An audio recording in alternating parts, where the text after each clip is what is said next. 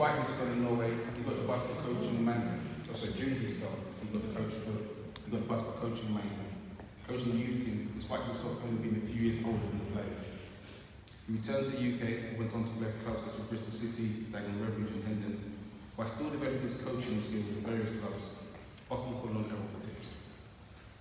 In 2004, he took up a position at Bishop Stortford Reserve Manager, still only 23 years old, honing his skills over the next couple of seasons, winning Reserve League and Cup, and the first team cup competitions also. As a result of Gordon's dedication and development, in 2006, he was headhunted by the legendary John Still to take up the position as under-18 and Reserve Manager for Dagenham Redbridge. It was here that Gordon's flair for cultivating and nurturing talent was first admired. He was responsible for developing 6 youth team players who went on to start professional careers within the first team. Gordon later decided it was time for him to become the first team manager in his own right and took over Grimsdown Rovers. His decision shocking many people. With nobody to work with, Gordon excelled at managing on a shoestring. A difficult task didn't face him. In fact, Gordon loved the challenge, and with sheer determination, grit determination, and a black book of contacts, Gordon built a team from scratch and promotion and several cups. Throughout his career, Gordon managed across a variety of other clubs such as Clapton, Bishop Stortford 13, Hurstine, Cheshunt, Harlow Town, Leighton, Bedford Town, to name just a few. As part of his many roles within the sport, Gordon loved to mentor and cultivate young players, and he had a real aptitude for spotting players he believed would go the distance. What set him apart from other managers was that he spent time nurturing his talent, ensuring they had the tools they needed to succeed. Gordon loved to help all players fulfill their playing potential and thrive on seeing them go on to be successful. A true gift not only possess, I would say that many of them are here today, which is exactly evidence of that. He had a mantra that he lived by. His 3 words will live on, leaving an everlasting, indelible imprint on all our hearts. Believe in the chief.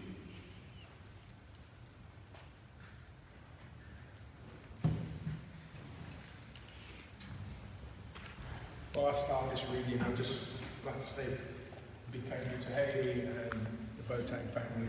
It's an honour for me to be reading this good. Gordon was a formidable force that will never be forgotten. One of a kind? Definitely. Whether you were lucky enough to meet him once or be in his close circle of friends, he would always make you feel like you were the most important person in the room. Gordon had a gift of shining a light on others. In his words, it's not about me, it's about you. The gaffer had many facets to his character.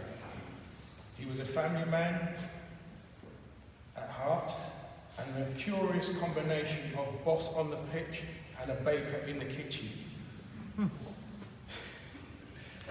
He enjoyed making his mother-in-law's infamous lasagna and was keen to hand this recipe down to his children.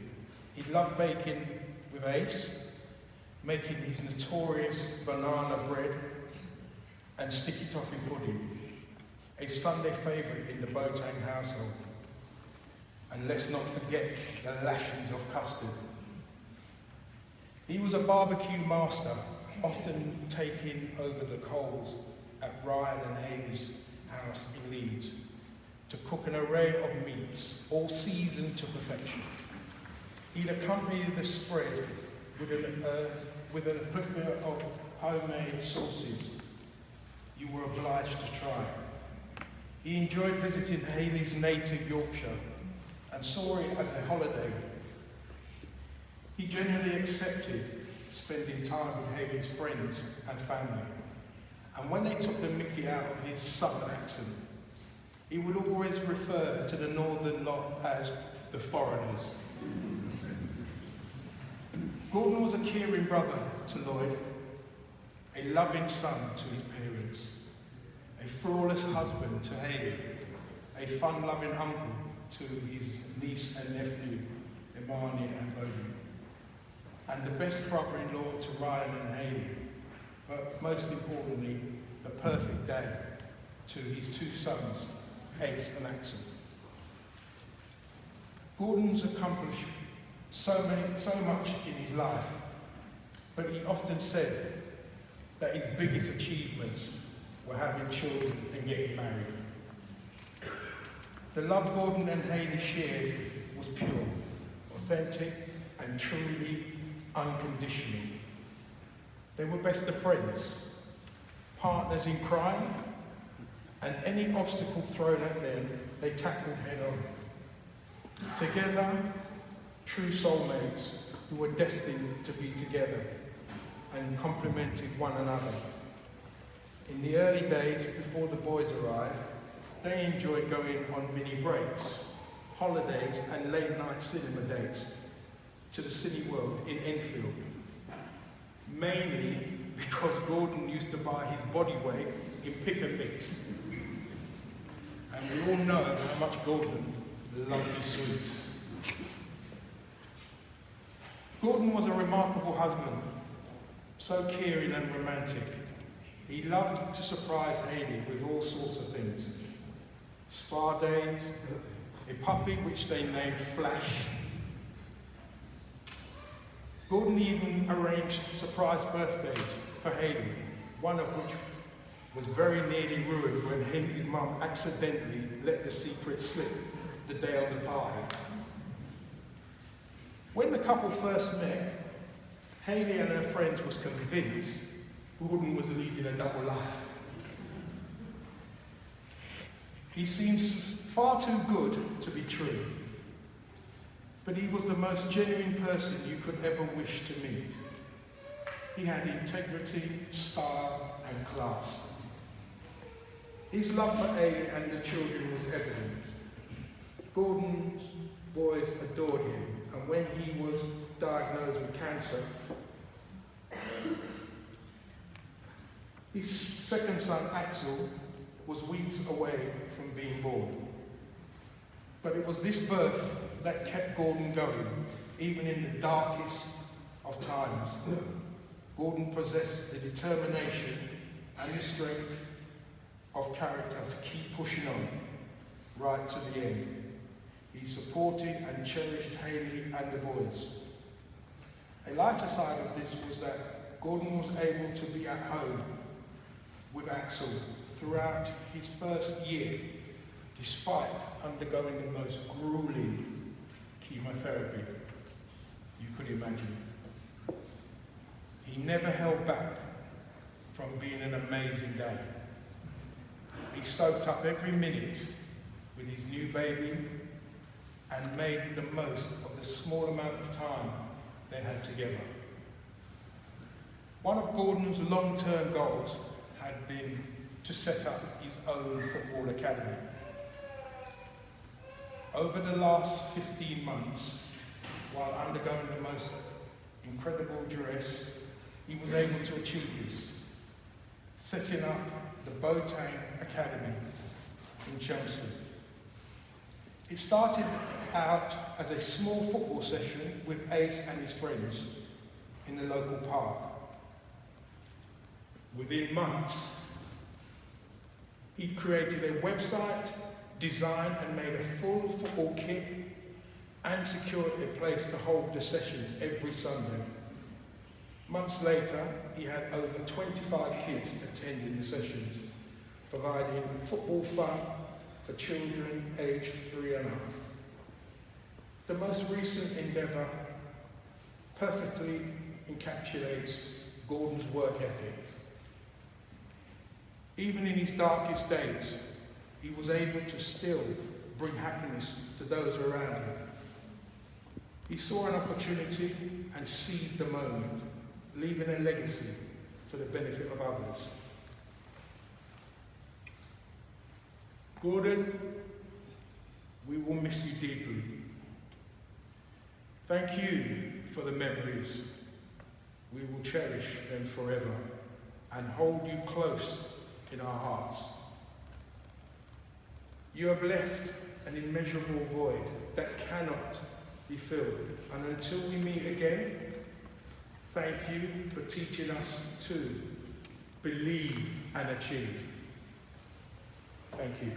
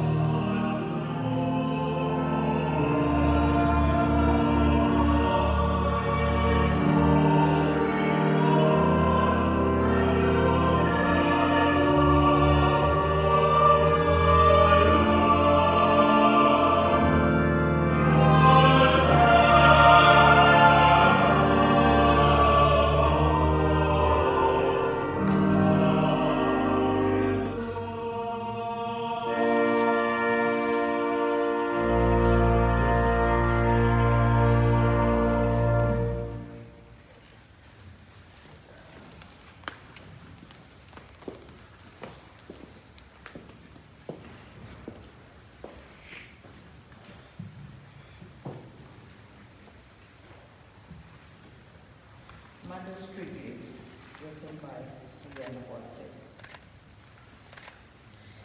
Naked I came from my mother's womb, naked shall I return. The Lord gave, and the Lord has taken away from me. Blessed be the name of the Lord. I stand here today with a broken heart. The loss of a child is something I could never have prepared for. Even in the past week, under insurmountable odds, I refused to prepare myself. I wasn't ready. Still, I'm not ready. He had so many dreams, so many plans for the future. He would have achieved all of them. My love, my joy, my precious, my best friend, my child, my hero, Gordon. My son, Gordon, he brought indescribable joy to my heart. When you were born, you were the firstborn who brought joy and laughter to our hearts. I cannot express the joy in my heart the first time I held you in my arms. Raising you was not easy. You were a very stubborn, strong, and intelligent boy. I remember as a toddler, we used to take apart the gadgets in the house, and I was constantly telling you, Gordon, jive. As you were growing up, you never got angry, always smiling, and even when you were told off, I used to think you were going to be a dancer, because whenever you heard Michael Jackson songs, you always started to dance. The bond we had was so strong. Even when I had an accident, at that very moment, he felt it and called to ask if I was okay. 2 days later, you surprised me with a car. I was overwhelmed and in tears when you gave me the keys. You said to me, Mom, you deserve more. I will look after you. Son, you talked to me about everything, so why didn't you tell me when you were in pain, son? I know you were trying to protect me. Whenever I spoke with you, you would tell me, Mom, don't worry, I am okay. Son, why so soon? My heart is bleeding, my heart is tearing apart, my heart is broken. I know the pain that mothers feel when life turns black and robs and steals and takes a portion of your heart and tears your very soul apart. What can I say? God gives and he takes away. I believe you're in a better place. Gordon, you died with dignity and respect. You achieved your goals of making us proud. Our lives will never be the same. The Lord said he will wipe away every tear from their eyes. There will be no more death or mourning or crying or pain, for the old order of things has passed away. Revelations 21:4. I will carry you with me deep in my heart until time comes for you to feel my waiting arms once more. Love you, son.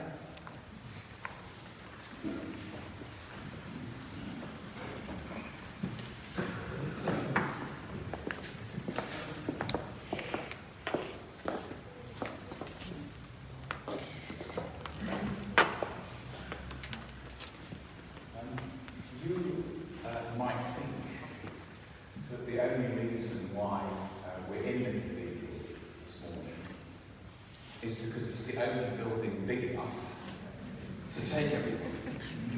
And that's true. That's perfectly true. There must be 400 to 500 people here, I would think, this morning. And that's one of the great reasons why it's such a privilege to be able to offer this space on this occasion.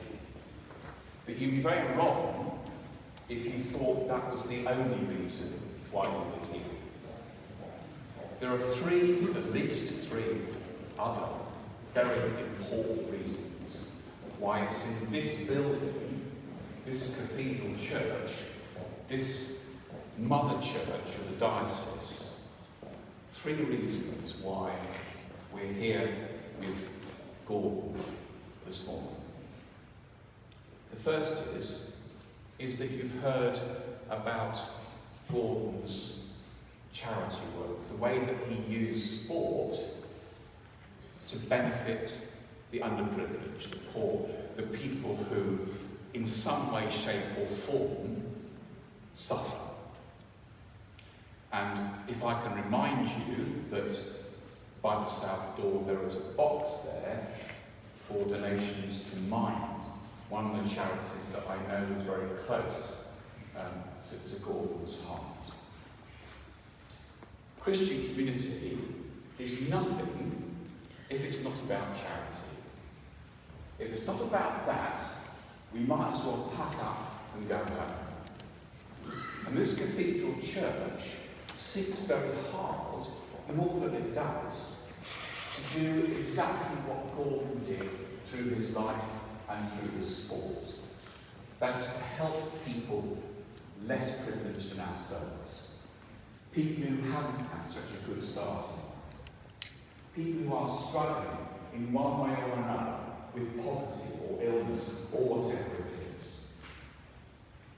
So that's the first reason why we're here this morning. Because what is dear to this cathedral was dear to Gordon's life. The second reason why we're here is because the Christian community is nothing if it doesn't seek to bring out somebody's full potential. And I don't just mean Christian potential, I don't just mean our ability to love and to serve and to help others, but to become full human beings, to develop, to sprout, to grow, to be what we are fully meant to be. Gordon was that. He embodied that. And more importantly, he encouraged young people to be that. You've heard of the Boateng'S Academy that he started. 25 young people who perhaps otherwise wouldn't have experienced sport, wouldn't have experienced it in the way that Gordon envisaged it. He drew them out of the woodwork, as he did so many other people. And he taught them that sport could be about being a full human being, realising your potential, growing strong in faith, in life, in humanity. That's the second reason why we're here this morning. Because Gordon's vision for that is also the cathedral's vision. It is the Christian vision. The third reason why it's important